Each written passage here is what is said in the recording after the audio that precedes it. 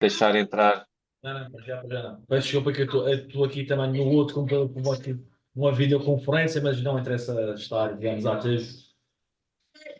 Questão dessa parte, eu tenho que pedir à casa então para falar com vocês sobre o orçamento, está bem? Que essa parte é a Se questão. alguém está a falar, A questão a nível clínico, depois também é só mesmo creio que não é connosco. e damos a resposta. Com a sua experiência, e de acordo com Leslie, o dado, if you can, isto é the aceitável? colleagues who are Cada miúdo é um miúdo, talking. obviamente. Norma, quanto mais cedo, Leslie, consegues me ouvir?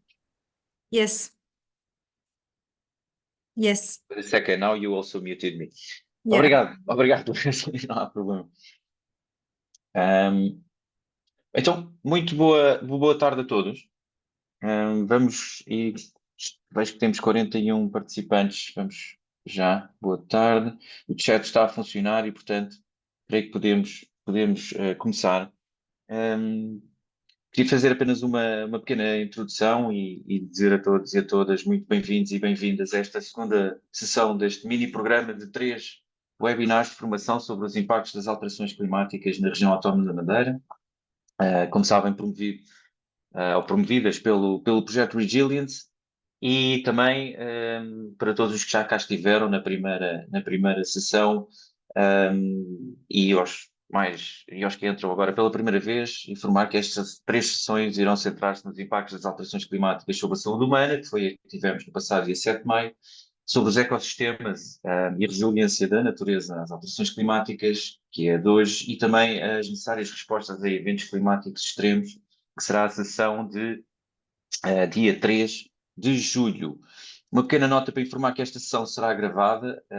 Se não estiverem confortáveis, podem manter a câmara desligada e fazer as intervenções através do chat e vamos gravar para posterior partilha. Todas as apresentações de hoje vão ser partilhadas também pelo projeto e, portanto, fica já essa informação. Gostaria de introduzir a equipa responsável. Eu sou o Tiago Cabral Lourenço, sou investigador no Centro de Ecologia, Evolução e Alterações Ambientais da Faculdade de Ciências da Universidade de Lisboa, onde também trabalho como professor auxiliar convidado e trabalho já há alguns anos na área de gestão do risco climático e da sustentabilidade. Curiosamente, um dos primeiros projetos de investigação onde trabalhei, em cerca de 2005, foi o Climate 2, que era precisamente centrado na região autónoma da Madeira, pelo que é um grande prazer estar novamente aqui a moderar a sessão de hoje. Será certamente muito interessante. A minha colega Inês Gomes Marques, também investigadora doutorada no CE3C, estará-nos a apoiar no chat, ou no bate-papo, como se diz em português. E as colegas Nadege Segel e Leslie Delgado da FEDERAN, da Federação Europeia de Agências e Regiões para a Energia e o Ambiente, que são as responsáveis por esta organização destas sessões, estão também presentes e falam um pouco de português e, portanto, estão aqui também para nos apoiar nas questões técnicas, em algumas questões de tradução. Agradecer ainda ao nosso tradutor Carlos Duarte, que irá fazer a interpretação, que eu já explicarei um pouco mais à frente, e aos colegas, finalmente aos colegas da ARIAM, a Agência Regional de Energia e Ambiente da Região Autónoma da Madeira, que também estão envolvidos na organização e no projeto Resilience. Eu não sei se neste momento se está cá o Ruben Figueira ou colegas. Ruben, estou a ver. Sim. E, portanto, muito obrigado mais uma vez por todo o apoio nesta organização pelo envolvimento no projeto e na organização, obviamente, deste seminário. Não sei se quiseres dizer algumas palavras, é agora o momento, não também podemos guardar para. Pronto, Força, força. eu gostava de dizer que uma vez mais é com grande felicidade que estamos de novo por uma boa participação de pessoas.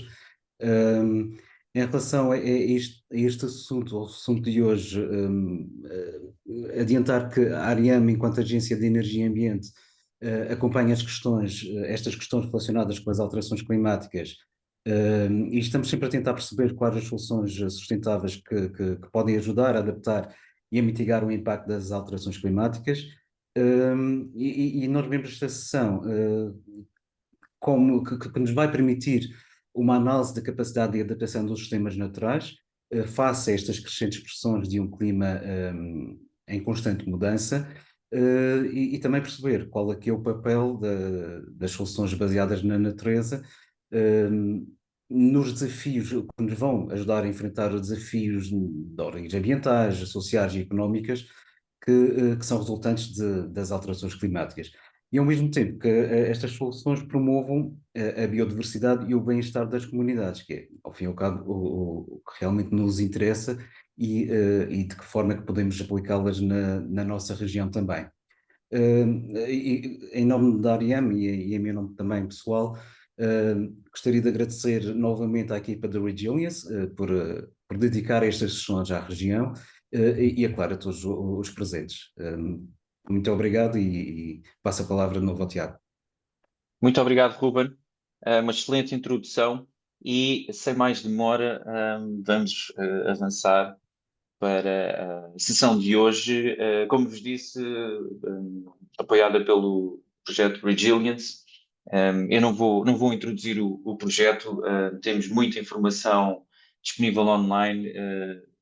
O link para o projeto será partilhado no chat e vocês podem explorar mais. Apenas vos dizer que temos muitos recursos que estão cada vez mais a ser disponibilizados no site do projeto, incluindo soluções, guias e outras ferramentas, como por exemplo uma ferramenta de autoavaliação no apoio à tomada de decisão e de forma a evitar a maladaptação, e também alguns materiais de promoção e outras ferramentas, por exemplo, relacionadas com oportunidades de financiamento. Portanto, deixo já o repto para, se quiserem explorar mais, irem ao nosso site ou então, claro, entrarem em contacto connosco.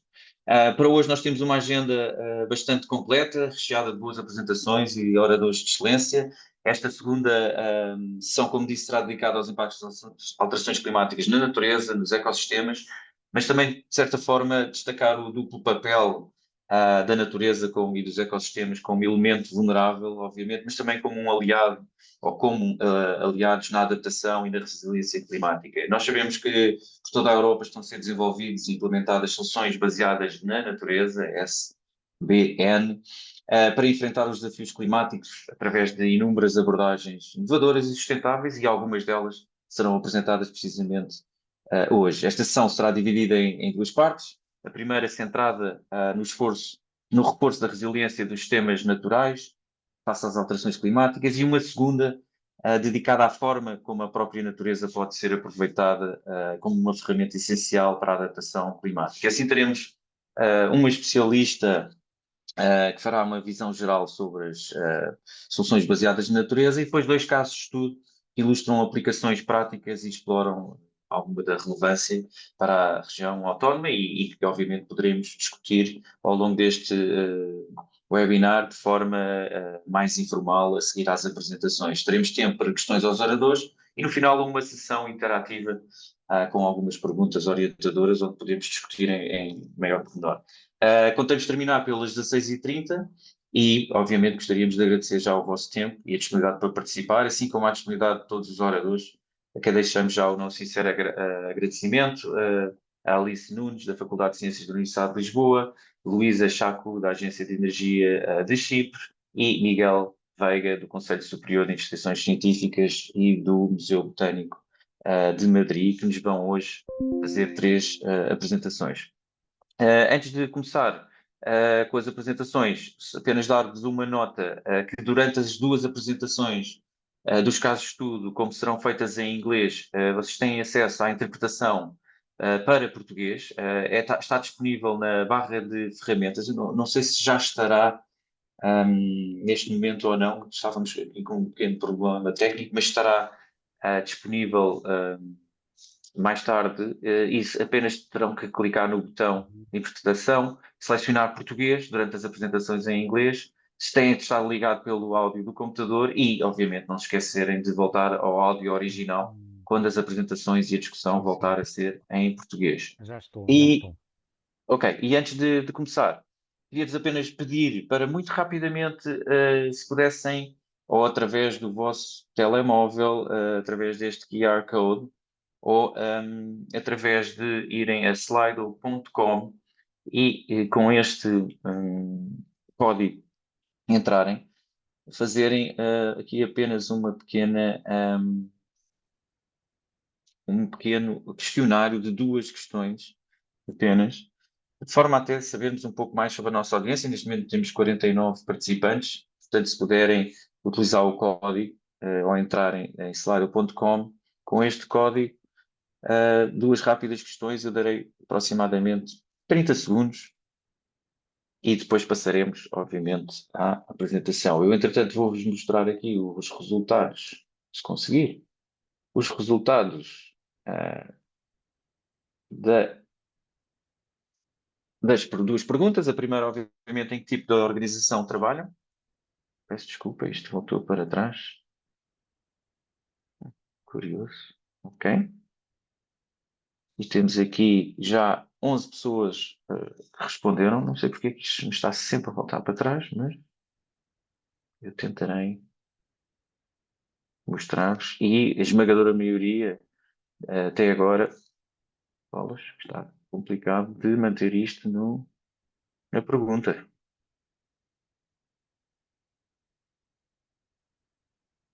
Ok, espero que agora.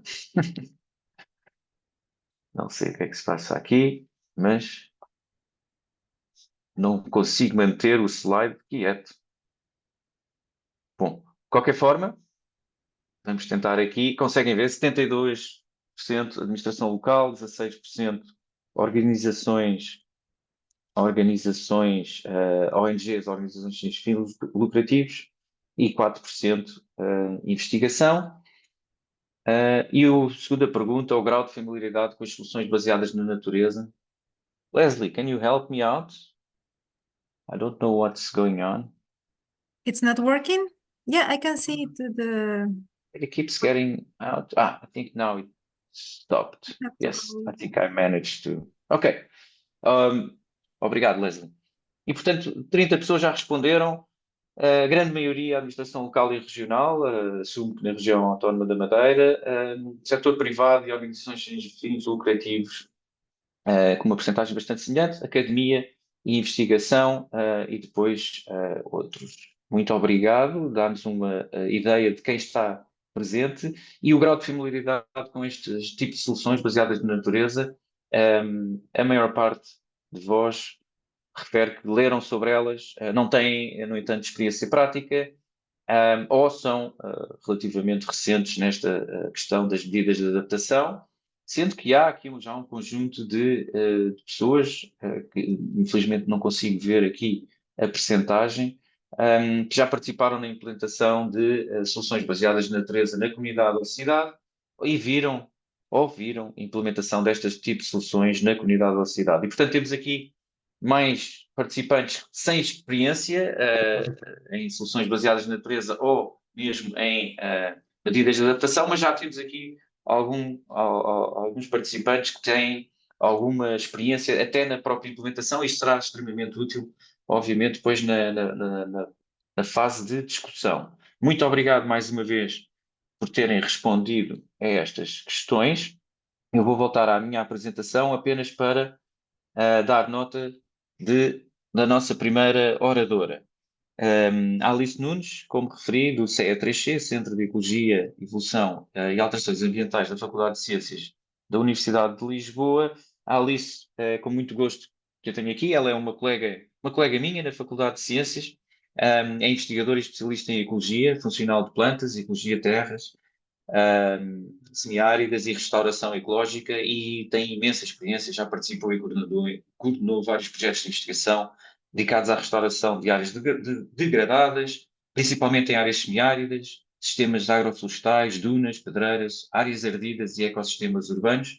E, atualmente, a Alice é vice-presidente do capítulo europeu da Sociedade para a Restauração Ecológica e é coordenadora da Rede Portuguesa de Restauração Ecológica, estando neste momento a apoiar a tomada de decisão relacionadas, ou várias tomadas de decisões, relacionadas com o Plano Nacional de Restauração, da natureza em Portugal. Alice, vou pedir para partilhares tu o ecrã. Obviamente podem escrever no chat à medida que a Alice vai apresentando algumas questões, e no final a Inês estará aqui. Consegues partilhar? Estará aqui. substituir aqui a Verificar o apresentação. chat das vossas questões e no final da apresentação poderemos dedicar algum tempo às vossas questões. E, portanto, o restauro ecológico e a natureza como solução da ciência à prática. Alice, quando Então, puderes, já quiseres, estão a ver, conseguem ver bem a apresentação? conseguimos ver Então, antes de bem mais, e ouvir bem. obrigada. Então, antes de mais, muito boa tarde a todos. Portanto, já fui aqui apresentada pelo meu colega Tiago, e então eu vou começar aqui esta apresentação, que é sobre restauro de ecossistemas e como é que esse restauro e as soluções que são aplicadas neste contexto podem contribuir também para mitigar e para a adaptação às alterações climáticas. Talvez enfim, alguma parte que eu vou falar, alguns de vocês terão ouvido falar mais, outros menos, mas optei por começar aqui com uma contextualização mais geral, portanto, que no fundo é o que nos leva à década do restauro de ecossistemas, que é aquela em que estamos atualmente, declarada pelas Nações Unidas. Isto que o cenário, em termos da degradação dos ecossistemas em termos globais, não é animador, antes pelo contrário. Portanto, de acordo com este relatório do IPBES, esta degradação dos ecossistemas afeta 75% da superfície terrestre, o que tem um impacto não só ecológico, mas também social e económico. Não é? Portanto, também tem muito impacto sobre a vida das pessoas, a segurança alimentar, os eventos climáticos extremos, etc. E as zonas úmidas e também marinhas não estão em melhor estado, infelizmente. Isto leva àquilo que chamamos de crise da biodiversidade, que estamos a viver, com mais de 80% dos habitats em más condições na União Europeia, particularmente pastagens, habitats dunares, feiras, e as zonas úmidas diminuíram 50% desde 1970. Portanto, é um cenário assustador. A razão para esta degradação dos ecossistemas, as razões, aliás, são várias e variam geograficamente. Aqui só para contextualizar, dependendo das regiões do mundo em que estamos, há fatores que podem ter mais ou menos importância. Por exemplo, nos ecossistemas mediterrâneos, a gestão das florestas, os fogos, por exemplo, são uma questão muito relevante, como todos sabemos. As espécies invasoras, que são cada vez mais um problema em termos globais.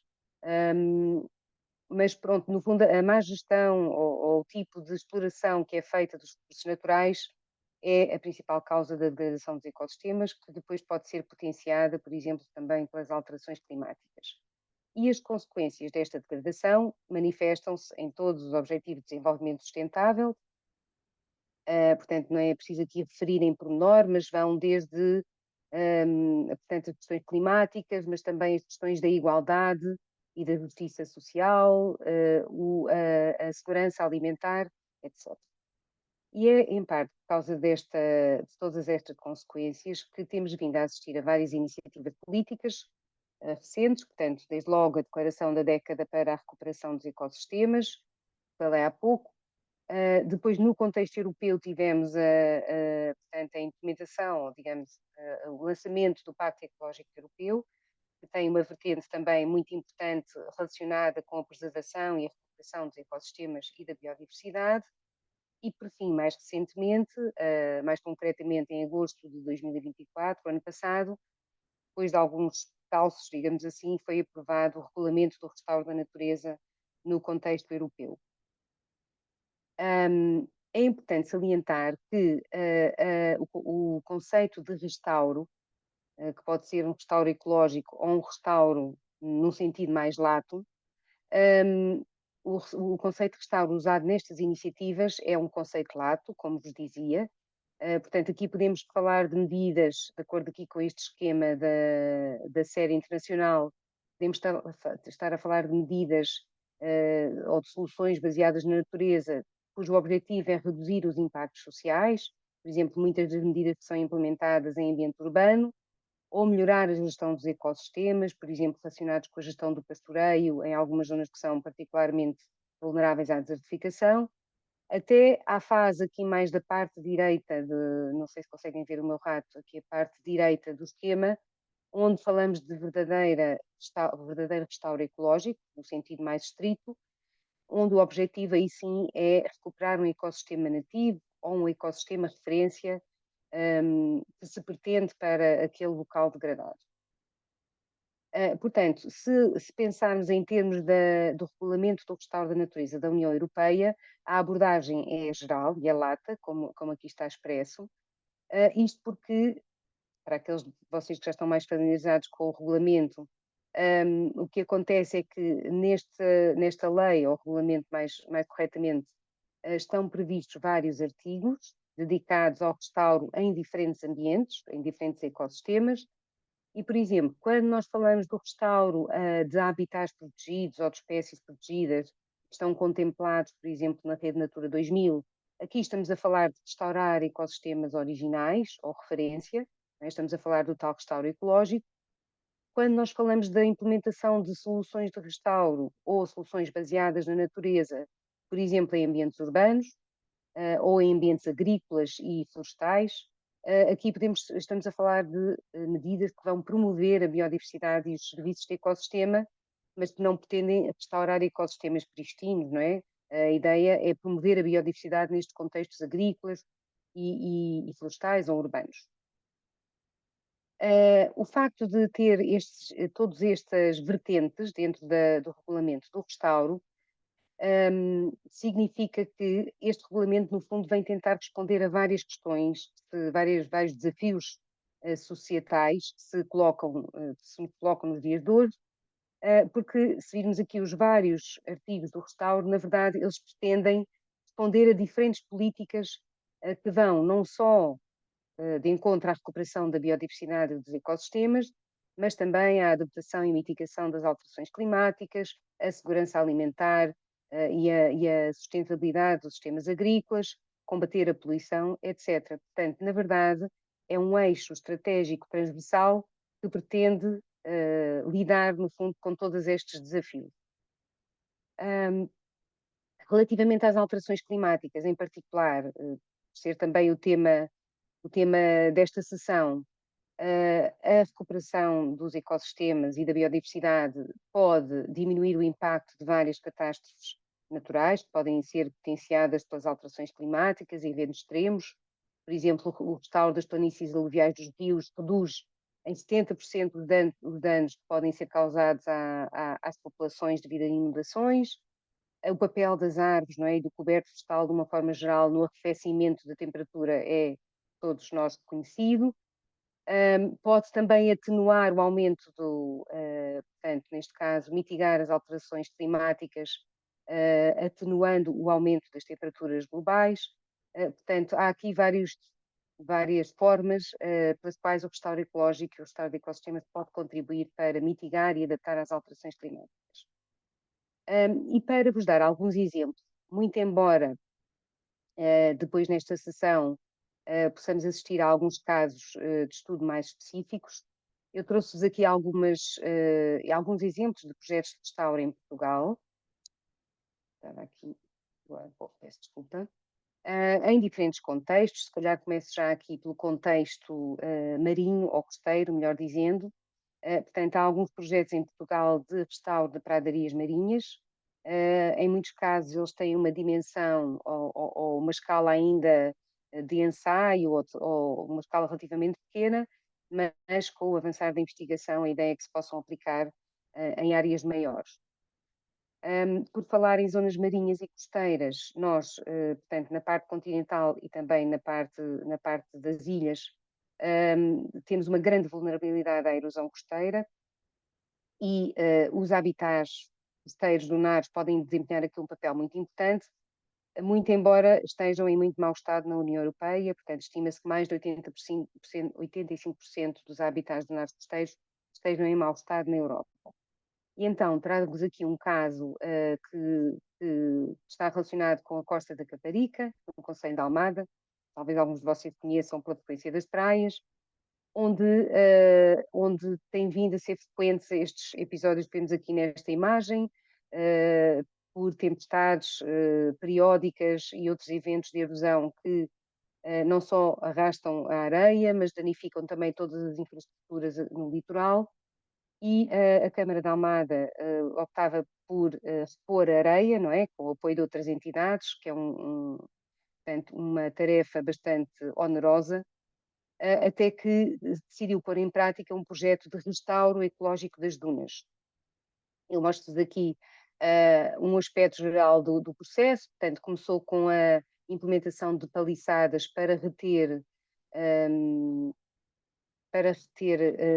areia, não é? E também houve deposição artificial de areia, e depois foram recolhidas sementes de espécies de dunas de plantas nativas, foram produzidas em viveiro, foram introduzidas, e todo o processo foi sendo acompanhado e monitorizado do ponto de vista científico, e é felizmente um caso de sucesso, onde a vegetação e também a parte da fauna tem vindo a recuperar, e onde também foi muito importante o envolvimento da população.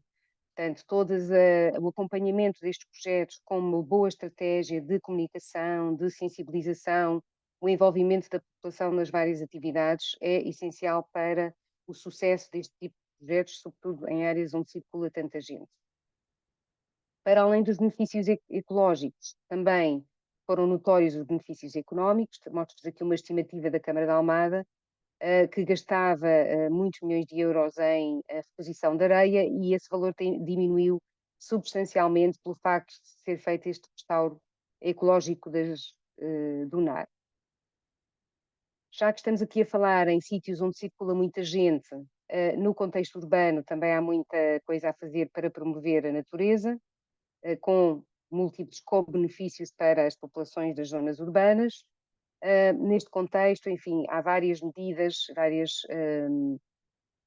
baseadas na natureza que se podem implementar, desde os telhados verdes, o reforço de parques naturais, ruas arborizadas, lagoas e cursos de água, e neste contexto a recuperação das margens de rios também é um aspecto essencial, e que já vai sendo é posto em prática em muitas zonas do país, promovido por diferentes entidades. O controle de espécies invasoras também é uma vertente importante neste contexto urbano e periurbano. Se falarmos em ambientes ainda mais antropizados e mais degradados, por exemplo, minas e pedreiras, que feliz ou infelizmente temos muitas em Portugal, temos também vários recursos geológicos, mas depois, após a exploração, temos cenários assim meio lunares, não é? Com a remoção de todo o solo, e portanto também há alguns projetos de recuperação de minas e pedreiras, embora tenhamos muito a fazer ainda nessa área. E trago-vos aqui um caso, por exemplo, das pedreiras da Cécil, no Parque Natural da Arrábida, onde tem vindo a ser feito o restauro desde os anos 80, portanto, à medida que vai cessando a exploração em algumas áreas da pedreira, elas vão sendo recuperadas com espécies nativas. É também um projeto muito interessante, para o qual têm contribuído diferentes unidades de investigação ao longo do tempo, otimizando e melhorando as medidas que são aí aplicadas.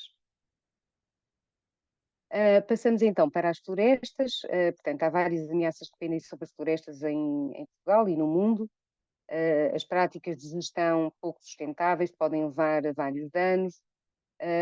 Por isso há também muitos ataques de agentes bióticos, né? Muitas pragas e doenças que também têm a ver com a degradação da biodiversidade.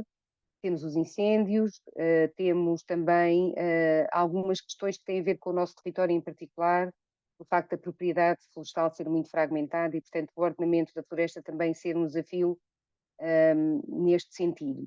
Mas há várias medidas que se podem implementar nas florestas, nas de produção e naquelas que não são de produção, no sentido estrito, nomeadamente a colheita seletiva, a preservação dos cursos de água e das margens das ribeiras, que muitas vezes estão em muito mau estado, apostar ou aproveitar a regeneração natural das espécies, promover a conectividade de alguns espaços, algumas manchas naturais ou seminaturais que possam existir neste contexto florestal, são tudo exemplo de medidas que vão potenciar os vários serviços de ecossistema que as florestas podem prestar. Neste contexto, também há vários projetos em Portugal de restauro de galerias vipícolas. É interessante, muitos deles também são apoiados por voluntariado, e, portanto, assim também envolvem a população e podem contribuir para sensibilizar para, enfim, para a recuperação destas galerias ripícolas, que têm um papel em termos de biodiversidade extremamente importante e também acabam por mitigar muitos outros efeitos nefastos sobre os ecossistemas. E depois temos a questão do fogo, não é?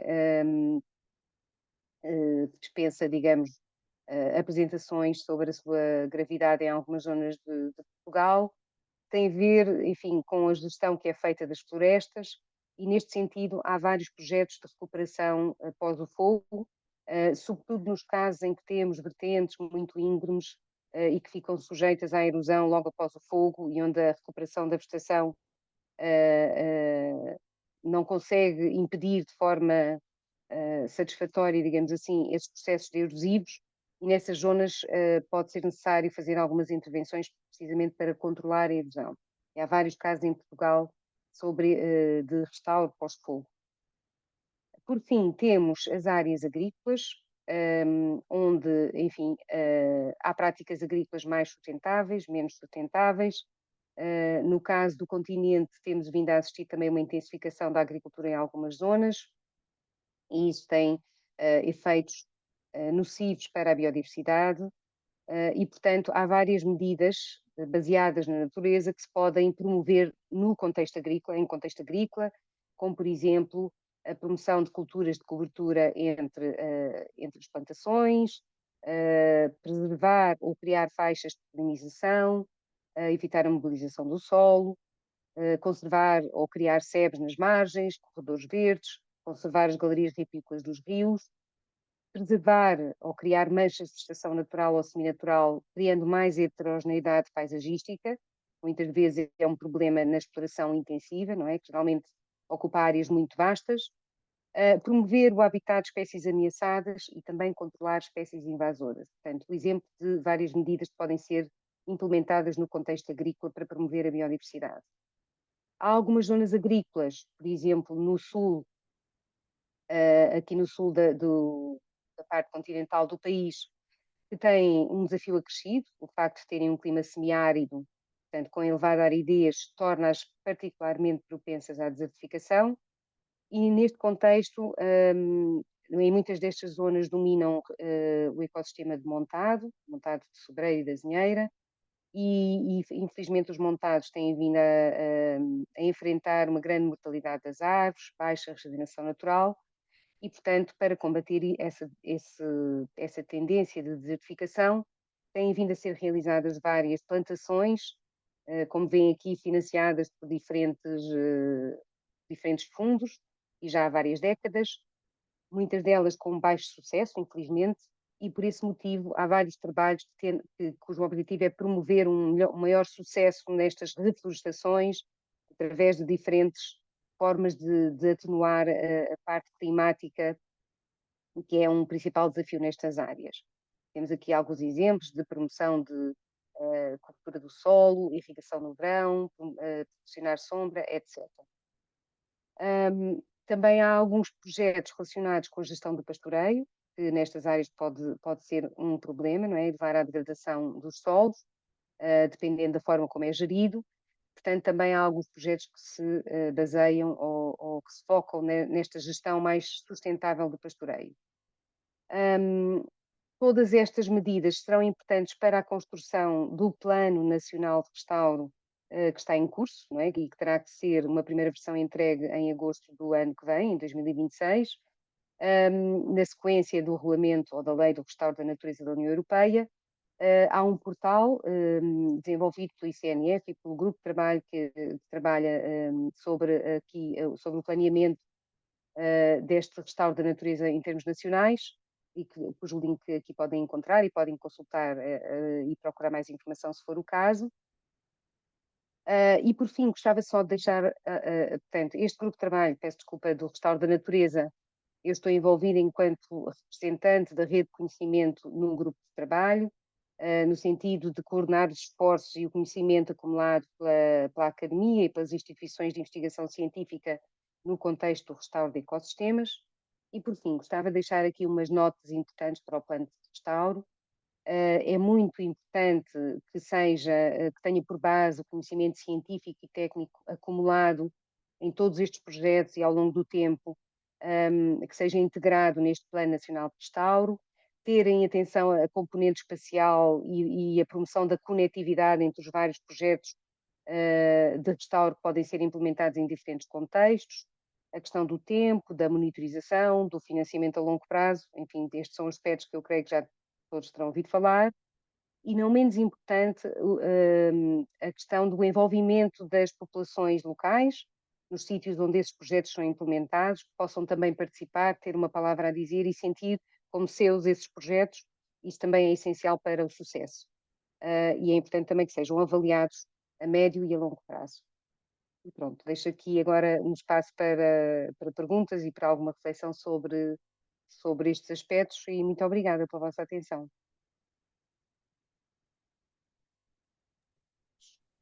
Muito obrigado, Alice, pela super interessante apresentação e, sem mais demora, já temos aqui uma questão. Hugo Vasconcelos. Força, vou já abrir as perguntas. Olá, boa tarde, Hugo Vasconcelos, da ATM, eu sou colega do Ruben e queria saber se, pronto, com a sua experiência, se tem havido um aumento na procura destas soluções por parte das autoridades locais e regionais, se este crescimento ou se esta procura é contínua ou se só acontece após catástrofes, como foi o caso da Câmara de Almada. Obrigado. Obrigada, Hugo. Pois é uma boa questão. Na verdade, as catástrofes são uma triste lembrança, um lembrete, não é, sobre a importância de fazer este planeamento com tempo, até porque o restauro de ecossistemas toma tempo, não é? É um processo, na maior parte dos casos, demorado. A implementação destas soluções tem que ser planeada com bastante antecedência, não é? Há uma fase de planeamento que deve ser participada, que deve reunir o conhecimento científico, que deve calcular, por exemplo, a produção de plantas de origem adequada para utilizar num determinado local. Portanto, tudo isto deve ser feito com tempo e, portanto, depois de casa roubada, trancas à porta, como se costuma dizer, infelizmente é comum. Mas, por outro lado, há muito bons exemplos em Portugal que podem servir de demonstração e de inspiração e com os quais podemos aprender. E depois, a preocupação com estas questões tem vindo cada vez mais a ficar patente também nas políticas e na posição da administração pública. E, de facto, há muitos projetos de restauro que são promovidos, por exemplo, por câmaras municipais ou por entidades de gestão pública que tomaram a iniciativa de começar a implementá-los, não é? Sem que antes tenha acontecido nenhuma catástrofe. No caso da Câmara de Almada, portanto, já estava pensada essa solução e depois surgiu a oportunidade para a implementar. Mas eu creio que também as políticas, nomeadamente esta regulamentação para o restauro da natureza da União Europeia, a par das outras políticas de que falei também, como o Pacto Ecológico Europeu, a Estratégia para a Biodiversidade, enfim, são várias políticas a concorrer e a passar a mesma mensagem. E também a passar a mensagem de que esta solução pode ajudar-nos a lidar com vários problemas que enfrentamos agora e que vamos enfrentar também no futuro. Portanto, eu acho que cada vez há mais essa consciência, mais essa vontade de implementação e há muito interesse, diria, de toda a administração agora nesta regulamentação do restauro. Portanto, eu creio que estamos no bom caminho. Pronto, mais vale tarde do que nunca, mas as coisas têm melhorado nesse sentido. E já agora também há uma procura por parte de entidades privadas, de agricultores, de pastores ou algo assim? Também um aumento dessa procura? Então, eu diria que os diferentes setores económicos, digamos, ou setores de atividades, têm diferentes perspectivas em relação aos aspectos da biodiversidade e da natureza. Concretamente, da parte da agricultura e dos agricultores, passada que esteja uma preocupação inicial com, enfim, em que medida é que isso vai afetar a sustentabilidade económica das suas explorações, não é? Das suas terras, o que é perfeitamente legítimo. portanto, acautelada que esteja essa parte, eu creio que há cada vez mais abertura para, para as várias medidas, implementar as várias medidas que promovem a biodiversidade, às vezes até com a iniciativa dos próprios agricultores. Aqui também há vários aspectos que são, por vezes, a existência de alguns incentivos, digamos, que são nocivos ou contraproducentes, não é? Às vezes há digamos, apoios para para implementar medidas que vão de encontro a estas políticas. Portanto, há aqui um trabalho de integração das diferentes políticas, e estou a falar, por exemplo, da política agrícola comum, que está hoje em dia muito mais, acautela muito mais as questões da biodiversidade e da preservação da natureza do que fazia há algumas décadas atrás.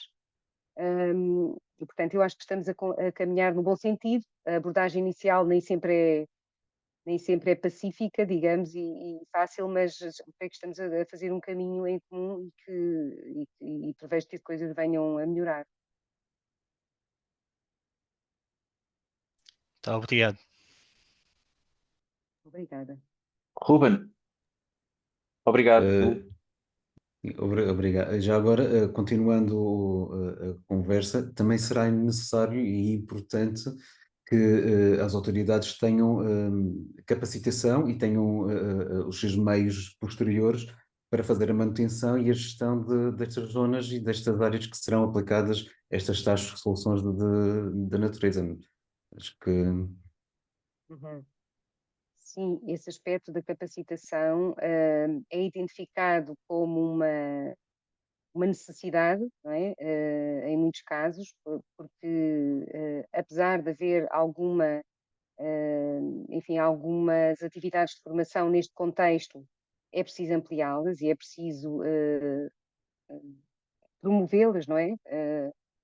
Cada vez mais. Há algumas iniciativas nesse sentido de estarem a planear ações de formação em diferentes contextos. Bem, esta também poderia ser uma ação de formação que, pelo menos, aflora o assunto, ainda assim de um ponto de vista não totalmente prático, mas pode contribuir para esse objetivo. Mas sem dúvida que a formação técnica, a capacitação, por exemplo, agora haverá a oferta de algumas pós-graduações e mestrados nesta área. Passando a publicidade, por exemplo, agora na Faculdade de Ciências começará um mestrado em restauro de ecossistemas, também em parceria com o Instituto Superior de Agronomia, e noutros institutos e noutras universidades, e por outras entidades também privadas, começa a haver mais oferta de formação. Mas sim, esse é um dos aspectos essenciais para conseguirmos atingir a escala que se pretende neste contexto nacional de restauro.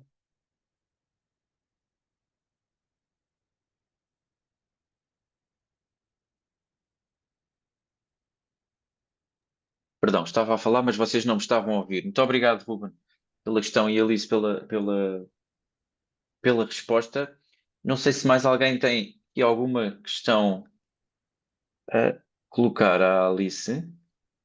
Eu, por exemplo, tinha uma até, não se calhar tanto para a Alice, mas para todos os participantes, que tem a ver com muitos dos mapas que nos mostraste eram de Portugal continental, e naquele primeiro questionário inicial houve uns quantos participantes, que eu não sei quem foram, referiram que já participaram em atividades até práticas com soluções baseadas na natureza e na sua implementação na comunidade ou sociedade. E, portanto, eu deixava aqui o desafio para, se alguém nos conseguisse dar um exemplo deste tipo de restauro ecológico na região autónoma da Madeira, seria eventualmente interessante. Alice, eu não sei, a maior parte dos mapas é porque a maior parte do trabalho efetuado tem sido no continente, assumo eu. Não, na verdade também há muitos projetos, alguns projetos de restauro implementados na Madeira e nos Açores, e aí não é culpa, mas o facto de trabalhar no continente, os exemplos também são mais, e também não pronto, nesta exposição curta não dá para fazer essa exposição de todas as áreas, mas na verdade nós estamos a trabalhar numa base de dados de projetos de restauro, que chegará, se calhar, mais tarde ou mais cedo, também as pessoas envolvidas aqui possam estar envolvidas em projetos de restauro, e há bons exemplos também de projetos live e com outro tipo de financiamentos a decorrer na Madeira, quer nos Açores. Mas agora dou a palavra se alguém quiser referir algum exemplo em particular ou fazer algum comentário. Fica aqui o desafio. Não sei se alguém quer ou consegue. Daniel, força. Pois, é que, eu falo aqui da Madeira, eu conheço o projeto Life Dunas na ilha de Porto Santo, mas como não estou diretamente envolvido nesse projeto, seria interessante algum dos colegas aqui presentes na reunião que pudesse dar conta daquilo que está a Claro que ser sim, feito João Daniel. e que sei que alguns, já com alguns resultados interessantes, mas eu não me consigo pronunciar porque eu não conheço o projeto. Mas... Olá, boa tarde. Boa tarde, Nuno. Eu sou o gestor do Life Dunas, que o Luís Daniel referiu aqui. Nós temos uma grande componente de restauro ecológico na ilha do Porto Santo a decorrer. Por enquanto, os resultados não são muito expressivos, porque ainda nos falta percorrer um longo caminho para atingir o final do projeto, mas aquilo que conseguimos apresentar já tem sido um impacto muito interessante, até em termos de regeneração natural, após as primeiras ações de controle de espécies invasoras. É algo que se pretende a longo prazo que ajuda a estabilizar parte do cordão lunar com as próprias, um pouco à semelhança do Reduna, que foi o projeto de Almada que foi aqui referido, que também, enfim, vamos beber alguma inspiração nesse projeto para candidatar o nosso live. Se tiverem Bem. alguma questão específica sobre o Dunas, também estão à vontade. Certamente um projeto que iremos ver nesta base de dados que estavas a referir, Alice. E, portanto, certamente haverão ótimos exemplos Sim. para explorar. Força, força. Uhum. Por exemplo, há projetos relacionados com, enfim, com a recuperação de espécies que são endémicas e que estão ameaçadas. Estava a pensar aqui em escaravelhos nas ilhas selvagens, recuperação de espécies e habitats terrestres nos sítios da Rede Natura 2000, por exemplo, na Ponta de São Lourenço e nas Ilhas Desertas. Enfim, há aqui agora não estava aqui preparada para enumerar, mas há vários exemplos também em zonas costeiras e marinhas de projetos que estão a ser implementados ou em vias de implementação e que pretendem recuperar os ecossistemas ou a biodiversidade. Portanto, também há vários exemplos que eu vou tentar trazer para uma próxima oportunidade. Claro. Muito obrigado, Alice. Temos de avançar para a próxima apresentação. Mais uma vez, muito obrigado. Foi uma apresentação muito interessante e eu acho que vamos ter aqui uma discussão posterior que também será muito interessante sobre alguns destes exemplos. Antes de passar à próxima apresentação, eu ia pedir à Leslie, será eventualmente agora uma boa oportunidade para tirarmos aqui uma foto de grupo. E, portanto, todos os que não se importarem de aparecer, obviamente, se pudessem abrir a vossa câmara, de forma a nós tirarmos aqui rapidamente uma foto de grupo do webinar. Vejo já muitas caras a aparecer. Muito obrigado a todos. Quem não se sentir confortável, obviamente, não tem de tirar. O vosso nome também aparece aqui. E é com muito gosto que nós vos vemos, apesar de estarmos distantes uns dos outros. Aliás, até vejo o Cláudio, ex-colega meu da faculdade. Isto é fabuloso, o mundo virtual atual. Olá, Cláudio. Portanto, Leslie, quando puderes tirar... espera aí que ainda estão aqui uma série de colegas e participantes a aparecer. Quando quiseres tirar uma foto. Eu já comecei a tirar fotos. Ok. Pronto.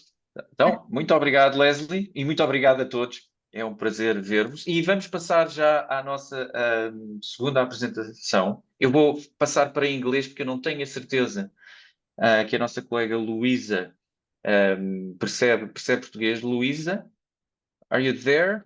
Sorry, now I have too many faces in front of me. Yes, I'm here. I'm here. Here you are, Luísa. Okay, I'm going to switch to English so you understand. And I already explained that. Para compreender, e já expliquei que há interpretação para português para todos. To you in Portuguese. So Luísa Maria Chacot. Chaco, yes. Yes, that's correct. She's I'm going to say this in Portuguese, okay? I'm going to present you in Portuguese, if it's okay with you, okay? Yes, it's okay uma with me. cientista ambiental com muitos anos de experiência em gestão ambiental, em cargos governamentais, académicos e em setor privado, e possui vasta experiência de gestão de projetos, nomeadamente aqueles relacionados com os riscos das alterações climáticas, sustentabilidade e energia renovável. Luísa está na Agência de Energia do Chipre como especialista em alterações climáticas e atualmente é a coordenadora da adaptação às alterações climáticas na agência. Trabalha e tem como interesse a avaliação de riscos das alterações climáticas e, em particular, a implementação destas soluções baseadas na natureza para a resiliência e desenvolvimento de ações de adaptação. E vai-nos apresentar, vai-nos falar sobre as comunidades a verdejar, que são uma série de projetos pilotos na Agência de Energia de Chipre. So, Luísa, I already give a very brief introduction of you. Thank you. And now, if you can share your slides. I will share my slides. Please let me know if you can see them. Hang on, I pressed share. Not yet, but they're coming, I guess. Yes, now we can see. Okay, but let me, I'm going to try and put them in full screen. It's full screen for me, but is it full screen for you? Not yet. Not yet. Now it is. Okay, excellent. All right. Luísa, thank you. Thank you for your time and thank you for inviting me. So, hello, everyone. I will try and be slow for the interpreters. As the introduction said, I represent the Cyprus Energy Agency. For those of you who do not know about Cyprus, we are the easternmost member state of the European Union. We are an island, and we are faced with quite a few climate challenges, which is what we will discuss in our presentation today. Just a little bit of a background on the Cyprus Energy Agency. We are an energy agency, as many energy agencies, part of Fedarene. We have been created by the Intelligent Energy Europe program, and we were co-funded by the Union of Communities in Cyprus. And this is important. And why is this important? Because we have been set up and our president is part of the local communities. So the reason that we were set up in Cyprus is to help local authorities to transition originally related to energy. And for the past 5 years, we have now entered into climate adaptation. So as you can see, our aim is to help local communities become more resilient and therefore enhancing their welfare and well-being. So in the past 5 years, we have now entered the sphere of climate change adaptation. We do this, like a lot of energy agencies, through the development of sustainable energy and climate action plans as part of the Covenant of Mayors initiative. As part of this plans, we basically conduct a qualitative risk assessment, and I highlight the qualitative because unfortunately a lot of data is missing in Cyprus, so it is harder to do a quantitative risk assessment. But through doing this, I can tell you that Cyprus obviously is faced with very high temperatures. So, and we have seen in the last 30 years a significant increase in temperatures. And for instance, 2 years ago, Nicosia, where I am from, which is in the center of the island, it is not a coastal city, faced 16 days in a row of temperatures over 40. That was a new record. It has never happened. And so we are faced in our urban areas with increased temperatures. In addition, our urban environment is not very green, unfortunately. We have the award of being the least, apologies, green capital city of Europe, because only 4% of the city that I am from is actually green. And this is seen across all cities in the island. So we are not particularly green. And the fact that our urban environment is not green, but at the same time we have increasing temperatures, highlights an issue related to thermal comfort and the risk of thermal overheating. Another thing that we are faced with, obviously, is drought. Cyprus as an island in general, has always faced drought, but now we have longer periods of drought. But we also have the very interesting issue of, while we face decreasing rainfall and increasing drought periods, we also face increasing flash flooding events, because our precipitation has now changed. It now falls in extreme one-off events, and it falls on very dry soil and land, which cannot be absorbed. And as I had highlighted before, on very concrete cities. So there is an issue, an increasing issue of urban flood. So these are, in a nutshell, some of the main climate hazards that our cities have been faced with in the past 20 years. We see this when we create our action plans. We consider that our climate action plans are a very valuable tool to help communities and cities identify which areas are at a higher risk. And for this reason, we have funding from the Resilience and Recovery Fund of the EU to actually design 30 joint sustainable energy and climate action plans in Cyprus, which will cover over 300 communities, as well as covering these action plans for cities. Now, through this, we have designed adaptation actions, which we then ask our local authorities to implement. As an agency, we have taken a policy decision that we will promote adaptation actions that are related to nature-based solutions. Critical infrastructure and grey solutions are not ones that we will participate in, not that because we don't think that they are valuable, it's just that central government has a role in creating these.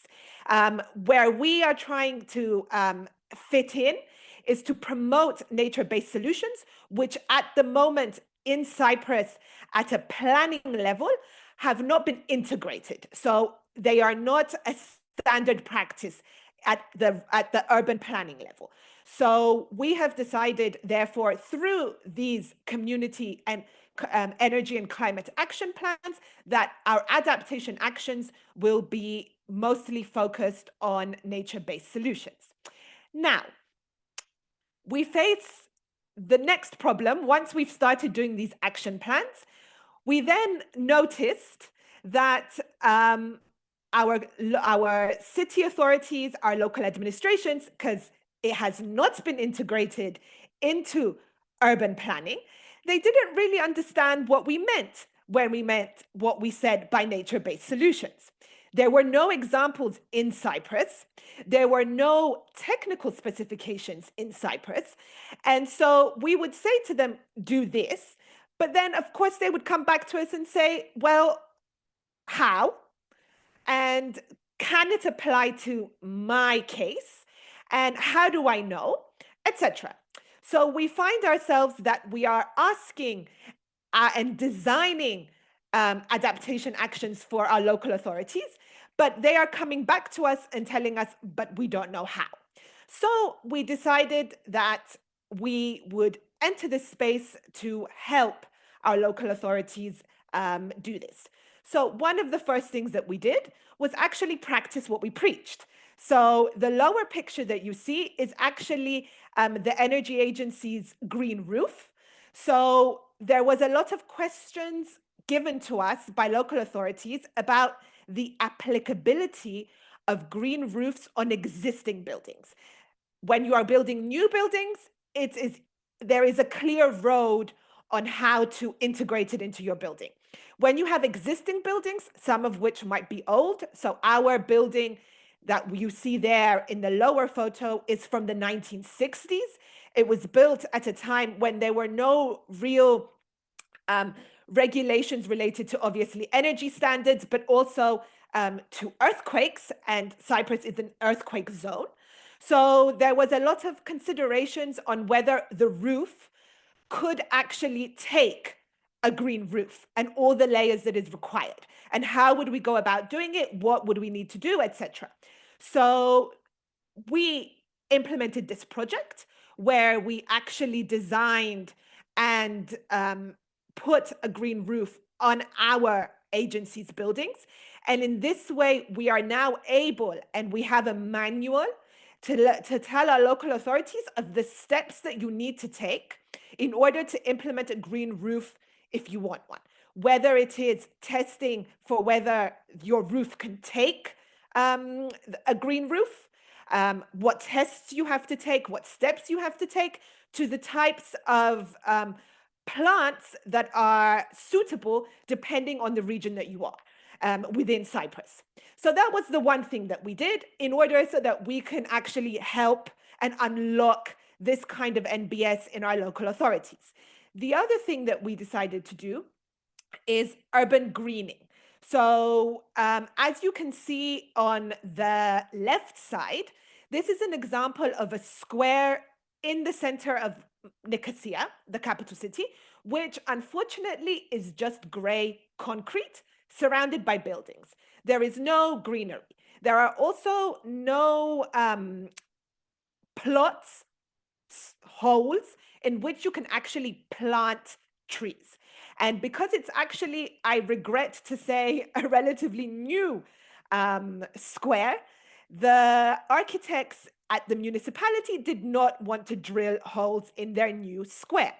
So we tried to come up with other solutions to provide shade, because basically this square, particularly in the summer, was not used at all by the public. It was just dead. So we tried to design these kind of seating areas that have like an umbrella, and that umbrella you can have climbing plants, and eventually what happened to these was that they grew, so they provided shade, and they were also able to provide some environment for urban biodiversity. And on the right, you can see another green area in one of the parks in one of our municipalities, in which we tried to build, integrate plants that attract pollinators, so that we can provide a shelter for urban bees. Now, these are some of the results that we have from our green roof. So you can see the difference in the temperatures, and we use this obviously when we talk to our local authorities to show that, it does make a difference, and, it does contribute to reducing the urban heat island effect, and therefore indirectly contributing to increasing the thermal comfort of our citizens in our cities. Then finally, we will move on to the other thing that we have tried to do to unlock the market in NBS in Cyprus. So as you see, this here was an example of what we did. So we had the money, we implemented it. And this is an example of a grant scheme that we run. So we operate this grant scheme. We have got 2.9 million for community councils, in which we provide funding for urban greenery and nature-based solution for urban flooding. The reason that we did this is because, particularly for urban flooding, we again did not have any examples of nature-based solutions. So the point of this scheme was to unlock architects, landscape architects, and other kind of technical consultants in thinking about these solutions as well, not just considering your typical gray solutions, but to also see how they could integrate nature-based solutions into their adaptation actions. So at the moment, we have had 20 applications approved. 11 are currently under assessment, and we expect that by the mid-2026, these projects will have been implemented. One thing that we have seen from this, from the operation of this grant scheme, is that actually there is a gap in knowledge from our landscape architects in how to design rain gardens. That is something that has never been implemented in Cyprus. And so we have seen that there has been a real difficulty for our own consultants and architects and other technical experts to design suitable nature rain gardens for Cyprus. So that is an area that we have identified, and we are now going to try and see how we could unlock that with perhaps collaborations with other countries that have done nature-based solutions, so that we unlock these kind of projects. And just to end this now, as I had said, our cities are not very green. However, anyone who visits Cyprus and sees our cities notices one thing. When you are walking around in our cities, you see a lot of empty plots of land. So it is not densely built. So you are walking along our neighborhood and suddenly you see one plot here empty. You walk a little bit further, another plot that is empty. Those are government-owned lands. Okay, they are plots of land that are government-owned. So what we have now have taken on the initiative, and Fedarene was part of this initiative, in which we are taking these empty plots and trying to implement tiny forests. So this is an initiative set up in Japan by Miyawaki, where you plant fast-growing, dense and diverse types of plants in a small plot. They grow fast with the aim of providing a mini forest within the neighborhood, so that you offer shade, you offer cooling, and you offer shelter for urban biodiversity. So this was the first one that we did. We did that last month. So we planted 1,350 trees in 400 square meters, and we are testing this methodology to see if it will work. You know, if the trees will survive in what is difficult environment, because this is an area that has limited rainfall and is an area that hits over 40 degrees Celsius in temperature. So we are testing this now, and if we see that it works, there have already been other cities and other local authorities that are interested, and we hope to replicate so that we can now reverse the lack of greenery in our cities. So that is it from me. I hope I wasn't too fast, and I hope I was quite clear for the interpreters. And I will stop sharing now, if that's okay. And if anyone has any questions, I am happy to discuss. Thank you so much, Luisa. Very interesting and very clear presentation about the role of nature-based solutions, or potential role of nature-based solutions and climate adaptation in Cyprus. So I'll open the floor for any questions that you have right now to Luisa. Bear in mind that we're going to have additional time for questions later. But Hugo, go ahead. Hi, Luisa. Hugo again from IDM. And besides the technical constraints of the architectures, do you have any bureaucratic aspects that limit the implementation of these solutions? Yes, or thank you administrative for pointing out. obstacles? Yes, we Okay. do, unfortunately. I would love to say that we do not, but we do. Not so much for flooding, because obviously with the flood risk directive, there is a push for nature-based solutions. So the responsible body understands that. So for that, we are okay. We just don't have the architects that can do it. For urban greenery, funnily enough, which you would think wouldn't be a problem, we do have constraints.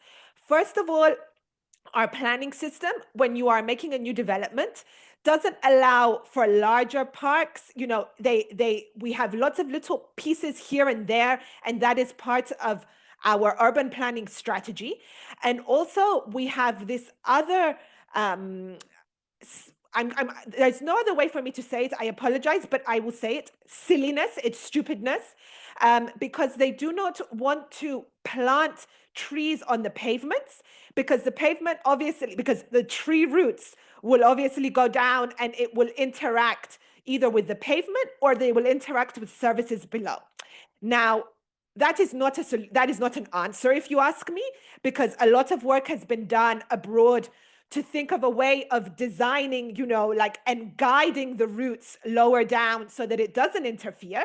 But unfortunately, yes, we have planning restrictions in that way, and we are faced with difficulty when actually urban greening should be the simplest, actually, not the most complicated. And by the way, you cannot use the PAESC to easy the way to go forward as an argument to overcome these bureaucratic constraints. What is PAESC? I'm sorry. PAESC, the Sustainable and Urban Action Plan. The SECAP. Sorry, the SECAP. Sorry. Yes and no. And why do I say that? Because not all cities are urban planners in Cyprus. Some cities are urban planners, some it's at the central. So depending on who you are, yes, we can, absolutely. Depending on if you're not, and it's the central planning government department, then we are faced with a little bit more of a complication. I won't say that we can't get it done. We can get it done, but I would rather it were simpler. I'll put it that way. Okay, thank you. Yes, Tiago, if I may, I will just following my colleague questions, the first one. This is more like a curiosity, but what was the general public acceptance for the new solutions that you are planting there? So I would say most of them, actually, we've not had any negative feedback except for the one that I mentioned, which was the concrete square. So a lot of people did not like those benches, actually, with the umbrella and the greenery. So it was not considered attractive, actually. They didn't like it. And they used it a lot. I mean, and particularly the ones who didn't like it was the municipality, because it added extra time for them to go and water them. And also they would be vandalized by the children. I'm sorry to say, you know, like they'd hang off them, you know, they do all of that. So that one was the one that we had the most pushback, actually. The integration of greenery with urban furniture. We had the most pushback from that, but for everything else, no, it's been very positive. Because if I'm going to be very honest, our cities are difficult in the summer. Like, unless you live by the coast, you have a hard time. You need shade. It's a fact. And I think now it's being accepted by the locals. Okay, that's a very interesting discussion. Thank you for the question, Ruben, Hugo, and thank you for your very positive approach and very positive experience on these matters. Anybody else would like to pose the last question? Otherwise, I'll move on to the next presenter, and then we return to this discussion. No? So in that case, Luisa, thank you so much again for the presentation. I have a lot of questions, but I don't have time for them now, so I'll leave them for later. So I hope you can hang around. And I will now move on to our next presenter, Miguel. Okay, here, Miguel, I can see you already. Thank you for joining us. I'll briefly introduce you in Portuguese. Okay? Ok, no problem. Então, o Miguel Vega é chefe de gabinete de gestão de projetos do Real Jardim Botânico de Madrid e do CSIC espanhol, e participou em projetos sobre soluções baseadas na natureza, como, por exemplo, o projeto europeu LIFE My Building is Green, do qual foi o coordenador-geral. e também no projeto nacional Paulia, sobre o efeito da ilha de calor em ambientes urbanos. O Miguel vai-nos fazer uma apresentação sobre a aplicação de soluções baseadas na natureza, também num caso particular, que são escolas, neste caso na região da Extremadura, em Espanha. Thank you so much, Miguel, for joining us. If you can share your screen, se puder partilhar o teu ecrã. O Miguel está a treinar o português, mas vai fazer a apresentação em inglês. So Okay, you're can you see training your the- Portuguese, right? But you're going to do the presentation in English. Yes, please. Gracias, Miguel. Can you see the We screen? can see it, yes. Yeah, okay. So thank you for the introduction and for the opportunity to share our experience on this project. I will talk about a specific case study inside this project, but first I would like you to know this project was co-funded by the European LIFE program, and we participated 5 partners from Portugal and Spain.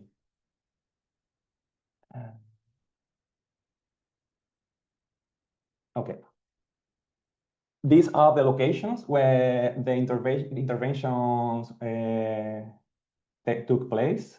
One in Extremadura, in Solana de los Barros, Badajoz, that was the Spanish school, and then in 2 schools in Porto and Évora. The origin of this problem was to face the even more relevant problem that education and social centers in Southern Europe experience indoor temperature above 32 Celsius degrees for several months of the year.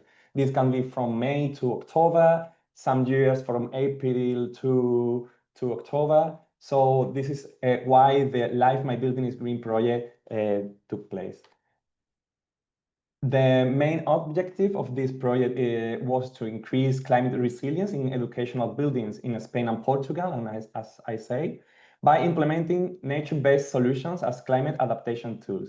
So to get this Ação climática. Para atingir este objetivo, trabalhamos com 5 objetivos específicos. Tentamos melhorar o conhecimento destas soluções baseadas na natureza para analisar o custo-benefício destas soluções como ferramentas de adaptação climática. Replicate nature-based solutions and connect with European policies and tools. So, as I said, the project took place in 3 different locations, but at this time, I'm going to focus in the case study of the Spanish school. I selected this school because it was the only school that we could measure more or less all the indicators during the project, because we faced some difficulties. We finished the 3 construction works, but in this case, it was the only that we could finish the measurement of the indicators. So, starting with the nature-based solutions we implemented at this school, we have different categories. Regarding the green facades category, we have this solution that you can see in the slide.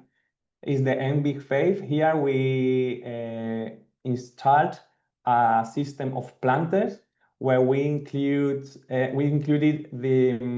some deciduous plants, so we have shade during the warmer months, and then in winter we allow the sunlight to penetrate the rooms. Then we have these other nature-based solutions, which we called MBig Toldo. This is a system of awnings with plants, specific plants, and hydroponic irrigation. So the maintenance of this solution is a bit intensive during the first months after its installment, but then it can be more or less self-maintenance. So this is another vertical solution, which is the indoor vertical garden we installed in this room. The students of this school called this room the corridor of hell. You can imagine why. So the temperatures here were very, very high, and after installed this solution, very easy solution, we could improve the weather condition, the temperature. Then this is the larger solution we implemented during the project. The whole project is a green roof on the top of the building, and we included more than 25 native plant species. And these species were very, very well adapted to the local environmental conditions. This is another example of the green roof we implemented. In this case, you can see here, I don't know, an air chamber that allows the air to circulate, so we avoid the penetration of this high temperature inside the building, or at least we reduce it. And then in this other solution, we use some recycled materials like aggregates. So we try to also improve the rainwater filtration in the solution. Then we also implemented an induced natural ventilation system by opening and closing 5 windows of this building, so that we could decrease the temperature, but we also tried to decrease the CO2 concentration levels. And regarding the outdoors, we implemented this kind of structure that is very similar to the first solution I explained in the green facade category. But in this case, the structure didn't need anchor to the building facades. And then we have another structure. This wooden structure was also decided by the school community. We organized some workshops to know what were their needs, where they wanted the solution to be, and this was set in a high occupancy rate area. And last but not least, we also implemented some pavements that we previously tested in the lab. These pavements are very permeable surfaces, so we improve the filtering of rainwater, but we also allow the proliferation of natural vegetation. So those are the nature-based solutions we implemented during the project in this school, but we also worked in 5 different specific objectives, as I said. So starting from the beginning, we tried to improve the knowledge of nature-based solutions at building level and beyond. At the local level, we organized this kind of traveling exhibitions. So we opened the doors of the school and we invited the local neighbors, the parents of students, the staff of the school, to know what we did in this school and to explain the benefits and the importance of this kind of solutions. But we also worked in wider scales. We organized some roundtables, workshops, conferences, and this kind of events to explain what we did to other audiences. And we also participated in all the events organized by different entities. Here you can see just some examples of this kind of events. Then we organized, or we prepared an online course on nature-based solutions. Here we explain the problem of climate change in the project regions. And then we explain and share our experience by implementing these kind of solutions. And we provided some results that we got. You can access this course because it's free and open. Here you have the link for the English version, but it is also available in Spanish and Portuguese. And we work hard to disseminate our project, our results in different media. And again, here you can find some examples, but you can see more results in that link. Then we worked to analyze the cost benefit of nature-based solutions as climate adaptation tools by combining the data we have of the actual cost of the final construction projects with the results we were getting from the measurement of project indicators. The problem, as I mentioned in the beginning, is that we couldn't finish these measurements after the project ends. So we are still measuring these kind of indicators during the afterlife period. So we will share more consistent results in the following years. But I have brought some previous results. Here, I would like to talk about the temperature in the surface of the building. These images are the same that Luisa used in her presentation, as you can see, and as everyone can imagine. The surface without vegetation warm up much more than those without vegetation. Also, regarding the water management indicators, here I bring two situations. The one in the left is the situation before we implemented the solution. And in that situation, we lost 70% of rainwater. And then in the situation after the implementation of the solutions, we only lost the 3% of this rainwater.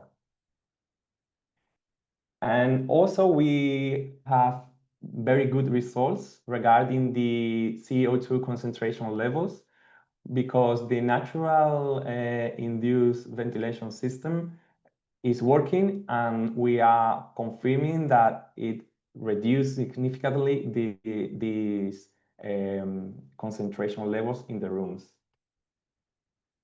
And the biodiversity at in this occasion, in this example, we can confirm also that the abundance and the diversity of species, especially arthropods, is increasing after the implementation of this solution. But we are still working on this to provide more conclusive results.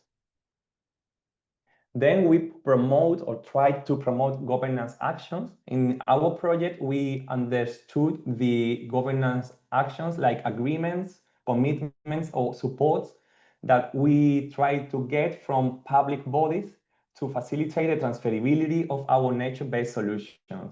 We work with the minister, we work with the climate change office in Spain, also with some public bodies in Portugal. Here you have more examples. And if you would like to know more about the methodology we used and the results we got, you can check those deliverables, CE402 and CE403, that are available in the results sections of our project website. We also work to transfer and replicate our prototypes, not just to public bodies, but also to technical profiles from different countries, not just Spain and Portugal. So we made a replicability plan, and we elaborated different documents to support this transferability. So one example is this one that I show in this slide. Here we selected 5 schools from the European Union, from different climatic regions. We studied their climatic conditions, and based on that information, we proposed some nature-based solutions from our project that they could use. Then we proposed or shared what benefits they will achieve and the cost of the solutions if they wanted to implement it in their schools. And also regarding this objective, we organized different demonstration workshops, like those that you can see in the slide. we try to explain the technical aspects to people who are able to replicate this kind of solutions in their context. And last, we worked to connect with European policies and tools. We have our project, specifically this case study, in the Climate Adapt platform of the European Union. We also tried to implement the level mechanism in this building, and we share all the information through the Eclipse resource.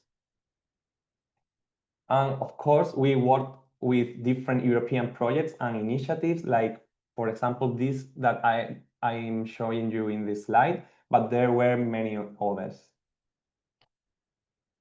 And I think this is all I wanted to share today about this case study. Here you can find some information about our communication channels, like our website or the social media. And I don't know, I hope you found this presentation interesting and inspiring, and I'm open to solve any question you have. Thank you. I'm gonna stop the sharing. Thank you so much, Miguel. Yeah, thank you. I'm just here struggling with my headphones. Give me just a second. Okay. I hope you can still hear me. Yeah, I can hear you. Okay, so I'm opening up the floor. Thank you. This was impressive, I have to say. The amount of examples you have in this project is magnificent. Anybody from our audience has any questions to Miguel about the My Building is Green project? Ooh, you are our question maker.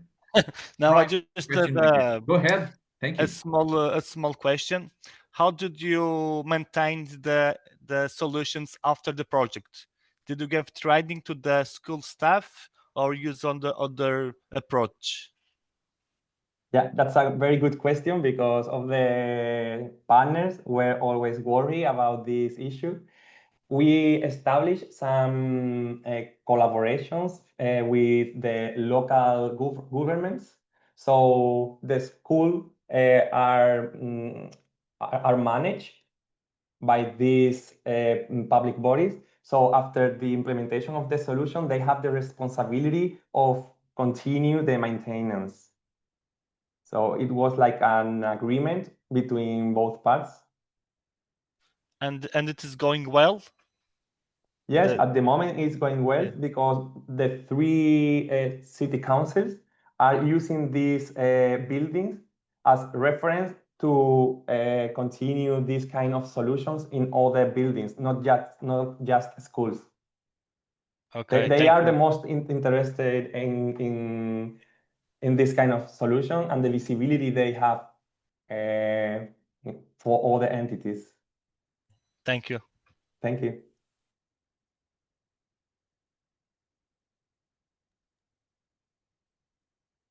Go ahead, Me Ruben. again, Tiago. Yeah. Just again, following my colleague questions, do you have the plans for after the project? How do you manage, or how do you think that the municipalities will manage to financial for the implementation of the solutions in other schools? Yeah, it's a good question also. Yeah. We are trying to, at this moment, to officialize these kind of solutions, because now they are prototypes. So we are trying to, we need to share our results, and if they finally work as we expected, then we will try to commercialize this kind of solutions. So the price of these kind of solutions can be very lower, and they will be more acceptable by this kind of organization. But at the moment, it's true that the budget for this kind of solutions in municipalities, especially in small municipalities, is very low. For example, Porto, the Cámara de Porto, is betting hard for this kind of solutions. But this tiny town in Spain has more problem to continue the spreading of this kind of solutions. That's where I wanted to get it, so to want to understand it. I have another question. It's a very quick one. The courses that you presented that are available to everyone, it's more addressed to municipalities or only to schools? No, it's available for everyone because we are not too technical in the modules we presented. It's like a general overview of our project, and is the starting point to receive collaborations or a question from. But it's a good starting point to know what kind of solutions people, what we would say, everyone can implement anywhere. But it's open for all kind of audiences. Okay, thank you.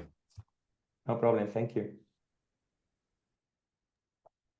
Luisa, go ahead. Thank you, Ruben. Thank you, Hugo. Miguel, thank you very much. It's really, truly an excellent project.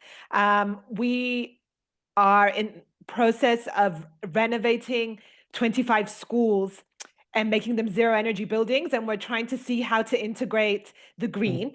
So we know how to do a green roof now, but I did want to ask you a little bit on the green facades, the ones that you did outside that were like a trellis and the plants were growing, you know, like they were on the side.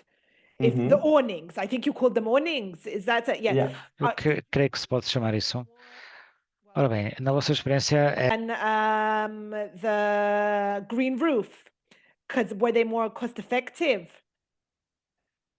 Well, I don't have the precise answer for that question because I'm not the who was in charge of the technical aspects and costs. But we tried to test the green roof by themselves, the green walls by themselves, and then in some places a combination of both of them. And we see that, for example, the green roofs are very expensive in the beginning, but then they have the less maintenance needs because we try to use plants from the area, the area, But the green facades, for example, this that you say, the awnings, was a big challenge because in the beginning it needs very detailed maintenance, and they need a lot of attention. So we installed it twice, one in this school and one in the one from Évora. And in the first case, in this school, we lost the plants the first year because we had problems. We automatized the irrigation, and we lost the Wi-Fi connection during the summer vacation. So we needed to implement it again. But the ones in Évora, we have this knowledge, and we didn't lose any part of the solution. So answering your question, the best thing is a combination of both of them, but the cost of them can be high. Sorry if I don't help you. No, thank you. Thank you. And thank you for your presentation. It was really inspiring. Thank you, Luis and Miguel. And we have another question from Elizabeth. Olá, Elizabeth. Elizabeth, está sem som, não a conseguimos ouvir. Okay, sorry. Agora sim. The question can be for Luis and also for Miguel. Namely, for Miguel, it's a project live. I think it's financed by 60%. If it's a biodiversity project. My question is, who financed the other part, the part that is not co-financed? Was the municipality that is the owner of the school, or in case of Louise, is the municipality that support the agency? How do you manage to make projects with these practical installations? Shall I start, for example? In our case, the 40% that wasn't co-funded actually was co-funded because the LIFE program also paid for the structural stuff. So with that part, we co-found the other part. I mean, we get the 60% of the total project costs, but we also get funds for the personnel that we already have because we are public bodies. Okay. Yeah. Because in the case of REM, we are private association, so we cannot use the money for personnel for other things because we need to have the payment in the end of the month. We had a private partner from Spain also, but they are a reference on this kind of projects. So they have many projects of this kind, and they have already people who work for these kind of issues. So they, even though pay for their salaries, so they don't need an extra expend. I don't know if I budget. Yeah, extra budget for this project. They have they share the functions of these people between different projects. Okay. But they are very big. They are not a small. Yeah, we are 7 technicians. Yeah, and in your case, Louise. So for us, we are also considered a public body, so that does make a difference. For our green roof, we actually got funding from Interreg, the regional one between Greece and Cyprus. So that does give some pilot project funding. However, where we've turned to for our big projects to try and unlock the market, the 3 million grant scheme that we have, we actually get that from the Recovery and Resilience Fund, and we also actually get funding from the structural funds. So now we try and hit the big ones. We try to we are also interested in EU Horizon and LIFE and other projects. We have plenty of those, don't get me wrong.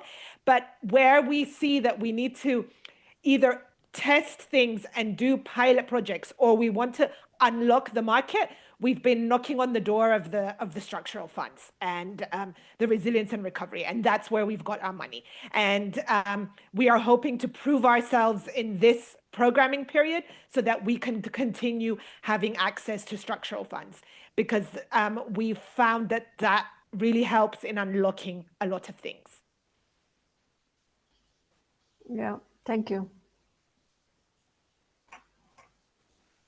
Thank you so much for that question, because I think it's fundamental. The funding is fundamental. We all know that, and it is interesting to understand the differences between public and private. It's more easy when the promoters of the projects are linked with public authorities or are public authorities, because, for example, it's more easy to have a contract and funds from the resilience funds or structural funds. In case of REM, we are a private association with no profit objectives, and we don't have that political connection that make the things more easiest to install concrete pilots in the field. That is true. I was actually, and before I ask for more questions, as you probably realized, we are already into the discussion. So I sort of seamlessly let you start the common discussion. But I did have a quick question on my own for both of you, for both Miguel and Luisa, which is, so a lot of these examples come from LIFE and from European funding, as you just mentioned. But in terms of implementation, do you see an increase in terms of private sector interest in these sort of elements, even without public or international or European funding in your countries? And a second one for Miguel, which is, did you realize any differences between? E no caso do Miguel, houve algumas diferenças, é que trabalha com Porto Évora e para além das escolas espanholas, há alguma diferença em termos de regulamentação? Em termos de regulamentação, em termos de implementar coisas nas escolas espanholas e as portuguesas?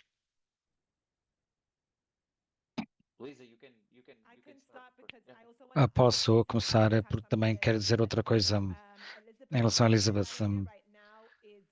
A Federa, neste momento, tem estado a pressionar porque a Agência de Energia do Chipre conseguiu aceder ao Fundo de Resiliência e Recuperação. Estão a tentar, com uma afiliação, que a União Europeia abra as portas aos fundos. Energy agencies.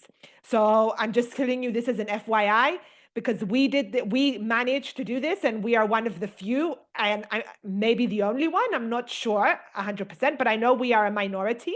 And because of our experience, we are now trying to lobby as Fedaren to do this. So I just wanted to, because you mentioned that, I wanted to highlight that if you want to somehow, find out more, I'm sure Nadej or Leslie can give you more. Now, Tiago, with your question on whether these things are being taken up more by the private sector, not really yet. But that could also be because these are now the very first projects and not many people are aware of them. So we are hoping that, especially when the grant scheme finishes, and then we will have maybe up to 35 pilot projects around Cyprus, that will start getting, both architects, but also, the different authorities, because they will have a project in them, because we're covering these 33 pilot projects are in different areas. So we are trying to cover across Cyprus. So we hope that by that, private promoters will see that and maybe integrate it into their own planning. So that's the experience so far for Cyprus, at least. Well, and regarding the question addressed to me, we experienced some differences between the regulations between both countries. In Spain, the schools are managed by the regional authority, although they are the owners are the local authorities. And in Portugal, I think is the Câmara, the local council, is who has the management competencies. So we need the authority of different bodies. But I thought in Spain we had very serious problems with bureaucratic issues. But I realized that in Portugal you also have very difficulties to get permissions, authorities from many different people in the chain. And also we had a big difficulty. It was the pandemic during the project. So all these permission that we almost got at time didn't happen. So we had to wait a lot to get this kind of permission. So it's not easy and it's not fast, even when you are part of the public field. Okay. Thank you, Miguel. Thank you and Luisa for those insights. I think they are very, very helpful for the participants here. We are about to finalize our session for today, but I did want to put up these sort of guiding questions, and I think I'll just open up the floor very quickly to everybody from Madeira, which obviously has its own regional authorities, their own autonomous region. And so I was gonna just open the floor for, after what you heard, this second and third one here. And I'm actually just say this in English, and then I'll switch to Portuguese, which are the potential barriers for the implementation of nature-based solutions at the Madeira regional scale, and how you see that can be surpassed. And obviously how you extract from the case studies that were presented elements and examples that can be adapted to the specific context of Madeira, which obviously we understand is different from continental Portugal and from Cyprus. So I'm just going to switch back to Portuguese. Thank you again, Luisa, and thank you again, Miguel. This was very interesting, and thank you for your time. E agora perguntava se alguém na audiência tem alguma questão ou alguma resposta sobre isto. Os exemplos que foram apresentados são obviamente diversos e em contextos climáticos também diferentes da própria Madeira, mas, por exemplo, em termos de regulamentação, em termos de escolas, barreiras administrativas, financeiras ou mesmo técnicas, na vossa opinião, estes casos de estudo que foram apresentados podem e como podem ser adaptados ao contexto específico da Madeira? E no caso das barreiras, se vos parece que há formas mais ou menos expeditas de os ultrapassar e, por exemplo, de forma é que a colaboração intersectorial e com as diferentes partes interessadas pode aumentar o sucesso deste tipo de projetos. Não sei se alguém quer aproveitar estes últimos minutos para nos dar uma perspectiva desde a região autónoma da Madeira.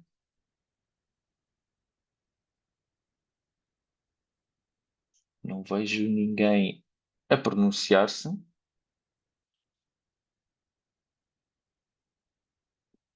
Pelo que, se calhar, vamos então avançar e finalizar. Espero que tenham, no entanto, tido recolhido informações interessantes e úteis para o vosso trabalho dentro das competências, obviamente, das vossas instituições. Ok, estava só aqui a confirmar se havia alguém a fazer alguma pergunta no chat. E vamos então terminar esta sessão e encerrá-la. Não queria deixar de relembrar a próxima sessão, que será no dia 3 de julho, à mesma hora, 14h30. E nessa sessão iremos novamente utilizar a mesma abordagem, e portanto teremos um primeiro enquadramento de um especialista académico e depois soluções práticas do mundo real através da utilização da apresentação de 2 casos de estudo, novamente à mesma hora, 14h30 hora local, 15h30 hora centro da Europa, online, e receberão a informação pelos canais Ariane, Resilience, tal como nesta. Resta-me agradecer a toda a equipa, Nadege, Leslie, Inês, muito obrigado pelo tempo disponibilizado e pela organização deste webinar. Agradecer em particular ao Carlos Duarte pela interpretação. Eu experimentei a interpretação enquanto havia as apresentações em inglês, estava ótima. Muito obrigado pela interpretação e tradução. E finalmente agradecer, obviamente, a todos os que participaram pelo vosso tempo, pela vossa disponibilidade, pelas vossas questões. Obviamente ficamos ao dispor de mais questões que queiram colocar através dos canais Regilience ou via a Ariane. Foi um prazer novamente estar convosco e partilhar este momento de aprendizagem.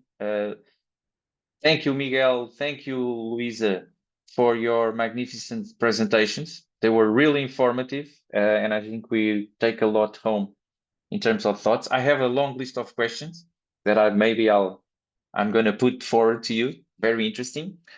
Ruben, em nome da Ariane, não sei se queres dizer umas últimas palavras antes de finalizar. Não, é reforçar o agradecimento a todos e obrigado pela vossa presença. Cá vos esperamos novamente no dia 3 de junho e obviamente também temos que agradecer a excelente moderação do Tiago, por isso obrigado também. Faltava esse agradecimento. Obrigado, Tiago. De todo. Eu é que agradeço. Foram muito interessantes. Aprendo sempre imenso nestas sessões. Espero que vocês também. Resto de um bom dia, ou boa tarde neste caso. Tudo bom para ir para a região autónoma da Madeira. Que saudades que eu tenho de ir aí visitar. Espero que não demore muito mais tempo. E resto de uma boa tarde e encontramos então no dia 3 de julho para a última sessão deste mini-ciclo sobre alterações climáticas na região autónoma da Madeira. Muito obrigado, boa tarde a todos. Obrigado pela participação. Obrigado. Obrigado. Boa tarde.